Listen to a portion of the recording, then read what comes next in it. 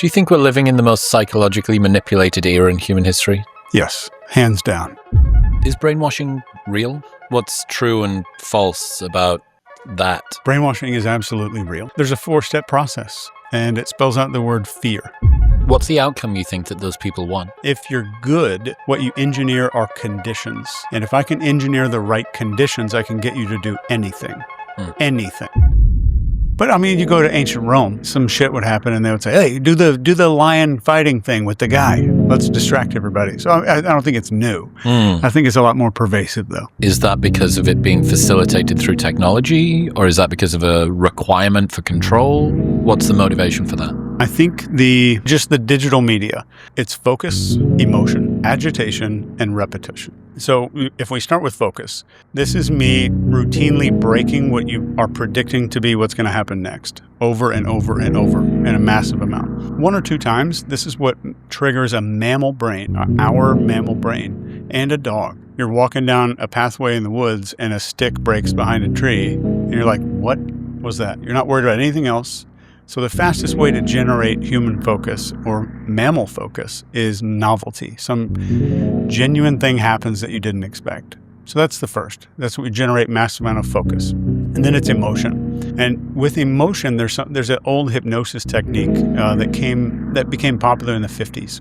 This guy named Dr. Milton Erickson popularized this thing called fractionation. So if you be familiar with like Channel 4 and Darren Brown, I know a lot of Americans aren't, but he's kind of there's no American equivalent of Darren Brown. Oz, maybe the closest? Perlman? Yeah. Oz Perlman, yeah. So they figured out, like, if I pull somebody down in hypnosis and then take them gently out of it, when I put them right back down in, so this is in quick succession. I take you out of hypnosis and then I put you back into hypnosis again. You'll go deeper every time. And there's no such thing as depth in hypnosis. What they essentially mean is you'll have more GABA. You know what GABA is? It's a neurotransmitter in your system, like the safety chemical. And you'll also have a higher degree of theta wave brain state. And if I could just keep going up and then back down and up and then back down, you're deeper and deeper and deeper in a hole every single time. So if you look at your feed, anybody out there, open whatever feed you want on whatever app you're thinking of right now. You kind of scroll through your feed, you're going to see stuff that kind of brings you back up, but only for a second or two. And then it's fear and scarcity. And it follows the thing of getting your focus, showing you an authority figure, telling you something threatening, making you fearful of judgment of a tribe, and then making you emotional,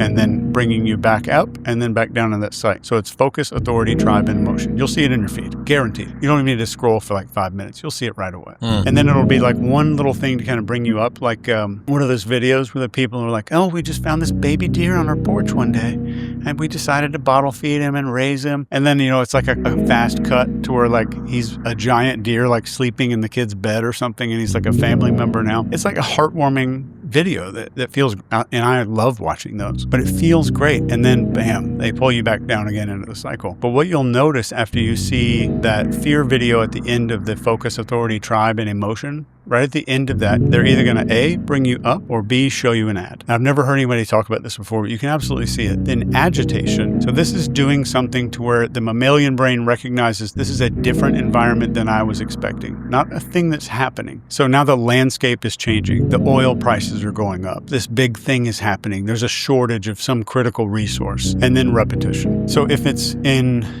a detainee environment, the massive focus is them being woken up in the middle of the night over and over by strobe lights and loud sounds, cold water, that kind of stuff. Then the emotion, the entire time you're sitting there in your prison cell or whatever, I've got every photo your family's ever posted on the internet playing on a slideshow using a projector on the wall. So focus, emotion, then agitation. Something is extremely disrupting to your ability to predict the future. That's agitation, and then repetition. The cycle begins again. And you can kind of do whatever you want. That process creates a blank slate in people, and that's like the baseline formula of how brainwashing works. The piece that I do absolutely think this being done on purpose is if you're on the left and you open your feed, you're going to be shown the dumbest piece of it's on the other side that they could possibly find. And if you're on the right, you're going to be seeing the exact same thing about people on the left. And with the number one goal being, you in the deepest part of your mind, you cannot help but make a permanent judgment about reality of those people are effing crazy. All of them are crazy. I can't trust them. I can't listen to them. And this is a campaign that I think is called engineered division. And if I can get people fighting horizontally, they're not going to look up. If I can get somebody destabilized and kind of at odds with each other, your ability to think critically is reduced by like 50%. This is massive, and they've shown this in many studies. And just getting someone destabilized in that way, where they're kind of fighting each other, they're distrustful of their neighbors, they're 10 times more easy to manipulate. So if you think of like how our brain works, if you're falling off a cliff, your arms and legs are going to flail all over the place, they're moving everywhere. The first solid object that touches your body, you're going to like instinctively grab onto it. Even if it's a thorn bush or barbed wire, you'll grab it. So when a population is destabilized and something clear and logical is presented, something like a prepackaged enemy, I'll just leave that there, is given to you, you're 10 times more likely to accept it because it's clear, it's prepackaged, and it's easy to follow. And humans do not ever follow like the best leader in a situation. They follow the most followable. And there's a big difference between those things. So destabilization, that would be step number one. What's the outcome you think that those people want? Like the they? Yeah, the they. If there is, part of this is social media algorithms have reverse engineered the way that humans' brains work, because it's a very simple algorithm. Super simple. And the fact that it's simple is why it's so effective, because if you started to put constraints on it, you would be trying to predict the best way to get the outcome that you want. The best way to get the outcome that you want is to just let it optimize for that outcome and reverse engineer however it got there. That's why we can complain all we want about the algorithms, but even the engineers, you open up the black box of YouTube or you open up the black box of TikTok, they don't know what's happening inside of there. There is no knowing about what's happening inside of there. This is just recursive algorithms training itself. Yeah. Interestingly, the coolest thing I learned about this is from Stuart Russell, guy that wrote the textbook on AI. So up until probably 2020, when the transformer technology and LLMs came along, it may still be the case. I know he's still talking about this a lot. I think his textbook had been translated into 100 languages. So it was used around the world. It was the canonical textbook for AI, Stuart Russell. He wrote this book called Human Compatible. He's talking about computers, humans, some psychology, a lot of AI and computer science. And he said that there's two ways that algorithms can become better at predicting what it is that you're going to click on. The first one is serving you content which is more akin to something that you want to press, right? Like if all that you're trying to optimize is CTR and watch time, basically, which is kind of every algorithm now, I can just better predict what it is that you want and give you that. The other side is I can nudge your preferences to make them easier to predict. So it's a bi-directional relationship. And it's not like anybody told the black box algorithm to go and do this, but over time it knows, hey, if I walk people down this sequence of steps, and this is where I think the truth about pipelines and radicalization comes along, but it's not necessarily radicalization to an extreme of one particular worldview, it's an extreme of predictability. And this bi-directional relationship between becoming better at working out what you want to click and becoming better at making you more predictable to work out your preferences, that is really, I mean, it's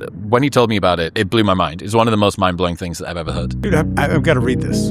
Because spectacular, eh? When I teach like persuasion and influence, I'm actually here in town today teaching. I've been on stage all morning doing a seminar training. You need new time. Kind of that's what you need. So when I teach, what I'm telling people is your first goal is being able to engineer and build the perfect client. So I'm make the person the perfect recipient for what I need to give them. So if I know the outcome is I need you to click on baby deer videos, I'm going to engineer the shit out of that to where I'm not going to like just start showing them to you. I'm going to make you the perfect recipient before I start shifting your behavior. So the way that I typically describe this is if you learn persuasion, interrogation, sales, whatever it is, they're going to teach you how to engineer outcomes because people are obsessed with the outcome. But I argue that if you're good, what you engineer are conditions. And if I can engineer the right conditions, I can get you to do anything. Anything. So context tells us what's allowed. So if I can modify context, I can get you to do anything. All I have to do is, it's a PCP formula. I change your perception about the situation that's going on. Then I say, yeah, since you're viewing this differently, it's actually this situation where people are trying to do X. Or I reframe this as someone is a complete threat. But I've changed your perception of what's possible to do. Then the context is some person is a threat. And they're a mortal. Now I say the word mortal. They're a mortal threat. So I've changed the category. And if I shift category and context, that changes what you think you're allowed to do and what you're not allowed to do. Does that make sense? So like if I'm in a perfect world, the only question, like if you're really good at this stuff, like a lot of these systems are, what is the context where the behavior I want you to do is automatic? What is the context? So if I can make you believe that you're in a shooting range and you're actually standing in a bar, your behavior is going to be very different. So what you're really seeing over time is